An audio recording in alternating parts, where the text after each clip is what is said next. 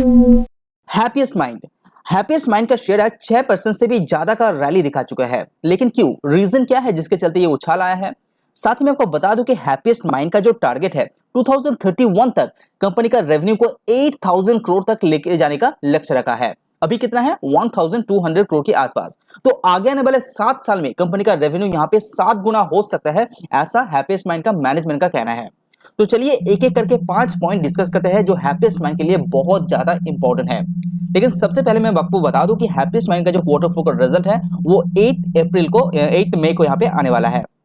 सबसे पहले कंपनी का प्लेजिंग शेयर देखना बहुत ज्यादा इंपॉर्टेंट है। तो नंबर 1 जो है हैप्पीएस्ट माइंड के लिए वो है प्लेजिंग शेयर। दिसंबर 2022 तक आप डाटा को देखें तो कंपनी का 5.50% प्लेस्ड हुआ करता था। तो with in this quarter happiest mind का मैनेजमेंट यहाँ पे वंस अगेन प्लेजिंग शेयर को 7.01% तक लेके जाया गया है। तो यहाँ पे जो होल्डिंग है वो कांस्टेंट है, 53% के आसपास है, लेकिन जो प्लेजिंग शेयर है उसको लगातार यहाँ पे इंक्रीज कर रहा है। तो मार्केट से पैसा उठा रहा है, जिसके कारण हैप्पीएस्ट माइंड का मैनेजमेंट यहाँ पे अपने शेयर को प्लेस्ड किया है।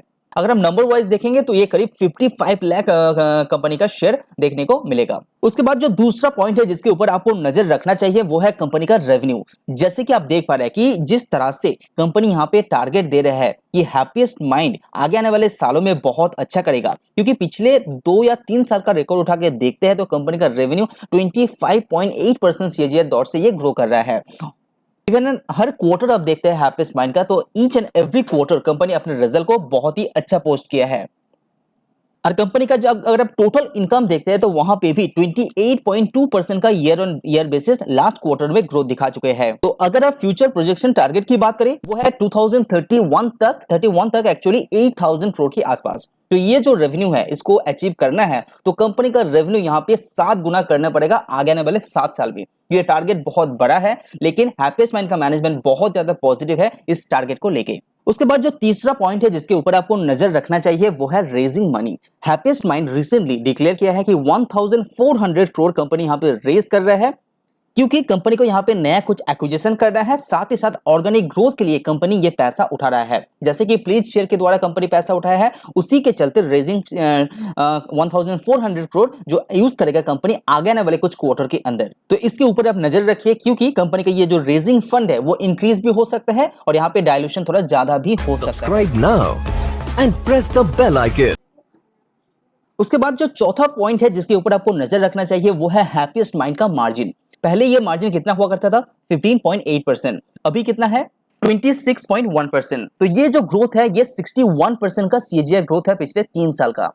लेकिन आगे आने वाले क्वार्टर के अंदर आप इतना मार्जिन एक्सपेक्ट नहीं कर सकते हैं, क्योंकि कंपनी का मैनेजमेंट के द्वारा बताया गया है कि आगे आने वाले सालों के अंदर जो मार्जिन रहेगा वो 22 से लेके 24% तक रह सकता है। यहाँ पे फ्यूचर में कंपनी का जो मार्जिन है वो इंटैक्ट रह सकता है, तो ज्यादा एक्सपेक्टेशन आप मार्जिन के ऊपर नहीं रख सकते हैं। लेकिन 22 से लेके 24% का जो मार्जिन है वो अच्छा खासा मार्जिन माना जाता है फॉर आईटी कंपनी। उसके बाद जो फिफ्थ पॉइंट है जिसके ऊपर आप हैप्पीएस्ट माइंड का क्वार्टर 4 का रिजल्ट आने के बाद नजर आपको रखना चाहिए वो है कंपनी का जो यूटिलाइजेशन, यानी कि जो हेड काउंट है यानी कि स्टाफ है उसके अंदर इंक्रीजनेस, साथ ही साथ कस्टमर के अंदर भी कितना ग्रोथ आ रहा है उसको भी आपको देखना चाहिए। सबसे पहले अगर आप क्वार्टर वाइज देखते हैं तो हर क्वार्टर में हैप्पीएस्ट माइंड अपना जो स्टाफ काउंट है वो लगातार इंक्रीज कर रहा है। क्वार्टर 3 में कितना था? 4611। तो देखना है कि आगे आने वाले क्वार्टर यानी कि जो रनिंग क्वार्टर है उसके अंदर कंपनी कितना नया हेड काउंट यहाँ पे जोड़ रहा है अपनी कंपनी के साथ। हालांकि साथ ही साथ कंपनी की जो एट्रिशन रेशियो है वो भी यहाँ पे डिक्रीज हुआ है, तो अच्छी बात है।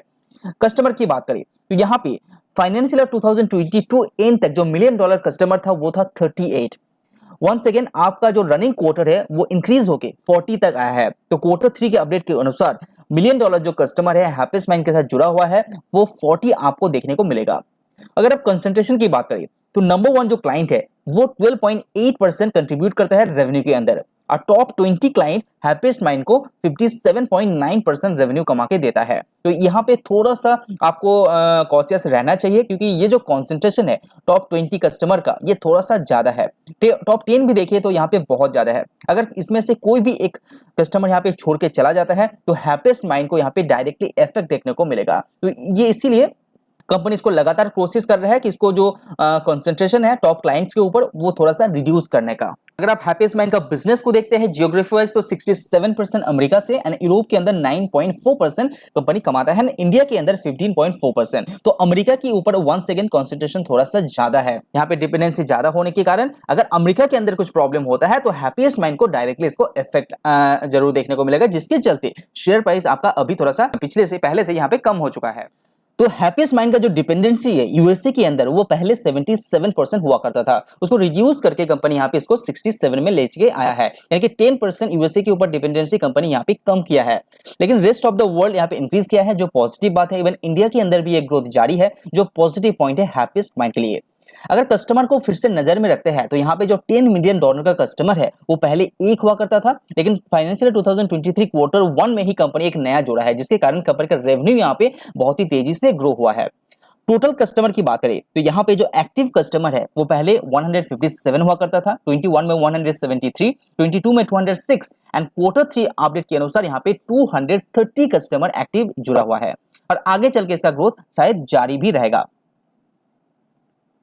रिसेंटली आए हुए जो न्यूजेन सॉफ्टवेयर का आईटी का रिजल्ट आया है वो बहुत ही अच्छा आया है, उसके कारण ऐसा माना जा रहा है कि आईटी सेगमेंट के अंदर जो रिजल्ट है वो हैप्पीएस्ट माइंड का as a mid cap company यहाँ पे अच्छा आने वाला है। इसके चलते मार्केट के अंदर एक पॉजिटिविटी दिखाई दे रहा है, जिसके चलते हैप्पीएस्ट माइंड का शेयर प्राइस के ऊपर एक रैली भी दिखाई दे रहा है और एनालिस्ट का मानना है शायद ये जो रैली है ये थोड़े दिन के लिए सस्टेन भी रह सकता है। तो अगर आपके पास हैप्पीएस्ट माइंड का शेयर है तो 8 मई को क्वार्टर 4 का रिजल्ट को देखिए, अच्छी तरह से एनालाइज करेंगे और रिजल्ट आने के बाद में इस कंपनी के ऊपर डिटेल्स में एनालाइज करेंगे, कंपनी का जो रिजल्ट है उसको अच्छी तरह से देखेंगे, डिस्क्राइब भी करेंगे चैनल के माध्यम से। तो इस चैनल को प्लीज सब्सक्राइब कीजिए। आज वीडियो में इतना ही, सी यू ऑन नेक्स्ट वीडियो।